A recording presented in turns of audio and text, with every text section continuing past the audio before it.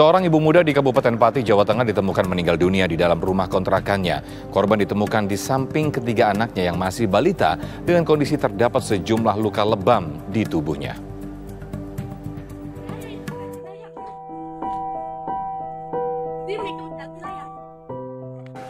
Warga Dukuh Ngipik, Kabupaten Pati, Jawa Tengah digegerkan dengan penemuan mayat seorang ibu muda yang masih memeluk bayinya. Korban bernama Budiati, berusia 31 tahun. Korban meninggal dunia pertama kali ditemukan oleh suaminya, Mas Huri, 35 tahun. Ketua RT setempat mengungkapkan saat itu suami korban pulang ke rumah setelah bekerja beberapa hari di Kabupaten Rembang. Ia pulang lantaran 2 hari terakhir tidak mendapatkan kabar dari sang istri.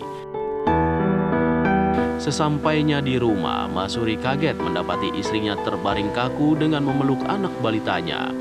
Mengetahui istrinya meninggal dunia di dalam rumah kontrakannya, sang suami langsung keluar rumah dan meminta pertolongan kepada tetangga. Warga pun berbondong-bondong ke lokasi kejadian. Sampai rumah, itu buka rumah, terus nggak tahu di dalam ngapain ya. Selang 5 menit itu keluar rumah, minta tolong tetangga. Tetangga itu bilang istrinya tidur kaku. Ada luka gosong-gosong di pipi lah. Warga sekitar terus ke situ. Selang 5 menit warga menghubungi saya. Saat memasuki rumah korban, suami melihat korban sudah terbujur kaku dan ditemukan beberapa luka lebam di tubuhnya. Ketiga anaknya juga ditemukan dalam keadaan lemas. Korban memeluk anak bungsunya yang masih bayi. Sementara 2 anak lainnya berusia 2 dan 4 tahun memeluk punggung korban. Ketiga anak korban yang masih balita tersebut selanjutnya dibawa ke rumah sakit karena ketiganya dalam kondisi dehidrasi. Warganya tertutup. Ya. Tertutup dari awal ngontrak gitu. Dia kontrak sebelah sini, terus 1 tahun pindah sini, baru ada 2 bulan.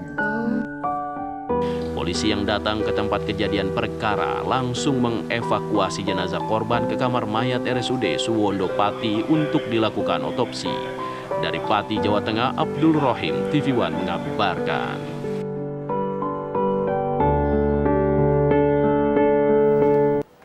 Ya, untuk mengetahui informasi terkini kita sudah terhubung dengan Kasat Reskrim Polres Pati, Kompol Ungkuseno Kradiarso Sukahar.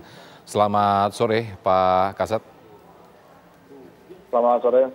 Ya, hasil penyelidikan dari pihak kepolisian sejauh ini seperti apa nih Pak Kasat? Ya, dari awal di hari Rabu kemarin kita menerima laporan adanya seorang perempuan, ya, ibu muda meninggal.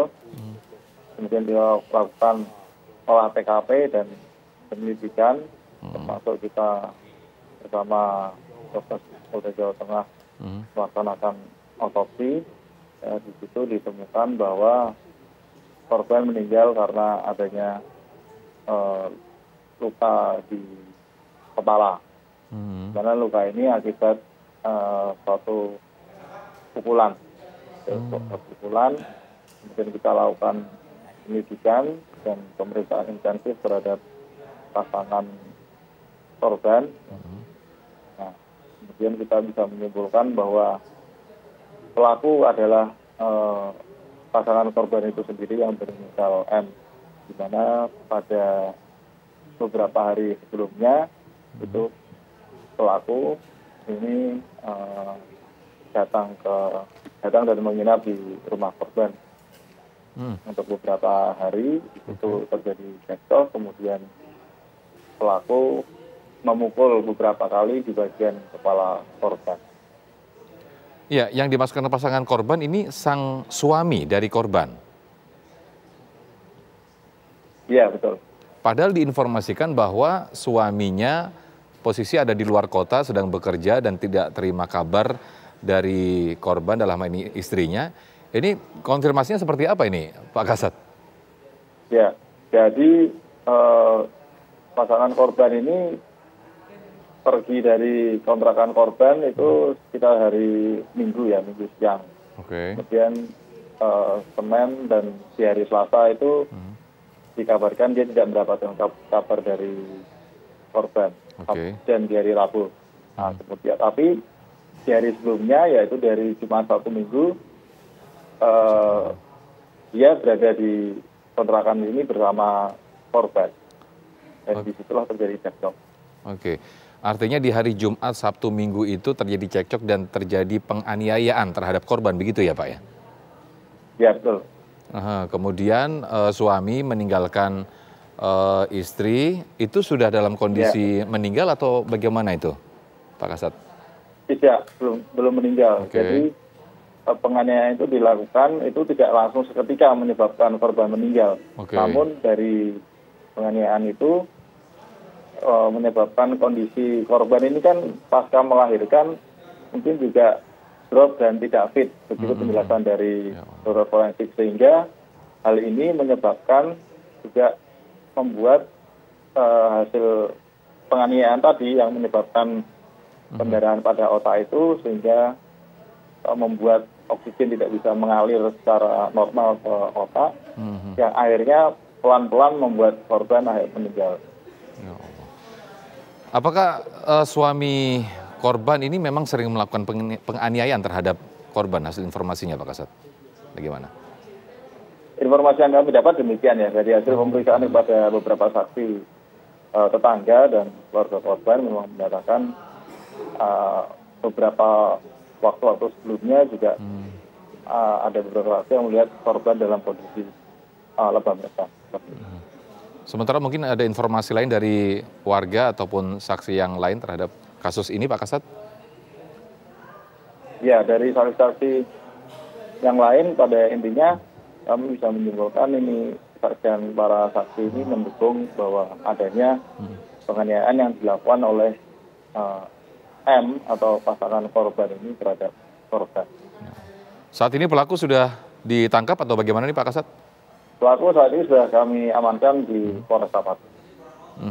Motif pelaku menganiaya korban apa nih Pak?